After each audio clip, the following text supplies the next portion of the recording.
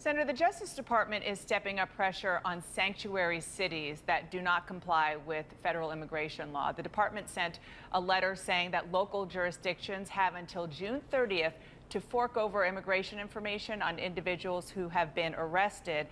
So if these cities don't comply, the Trump administration will withhold funding from them. As you know, big city in your state, Chicago, is on that list. So as the senator from Illinois, do you want Chicago to remain a sanctuary city, even if it means losing federal funding?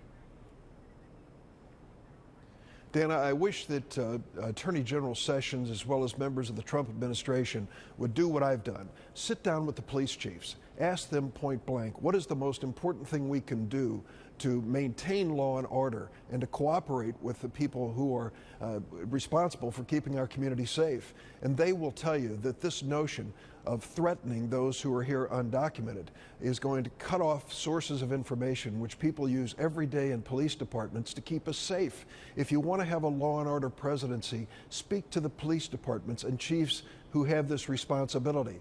They will tell you that cutting off funding for cities that are trying to work with all of the population to keep the city safe is exactly the wrong thing to do. Okay, but Senator, the reality in front of you is this threat from the Trump Justice Department that cities like Chicago will no longer get federal funding unless it becomes a non-sanctuary city. It drops that sanctuary city status. So what do you think Chicago should do? Well, what Chicago does and every city does is to share information when they arrest people, fingerprints, for example, with the FBI, so that they can check the backgrounds of individuals. But listen, we have an important responsibility in Chicago and every other city to keep people safe. And we are not going to turn our local police departments into immigration officials. It not only is not our responsibility, secondly, it cuts back on the cooperation in communities where we desperately Chicago need should it. stay a So if you sanctuary want to be a city. law and order president, yes, it should. I support that.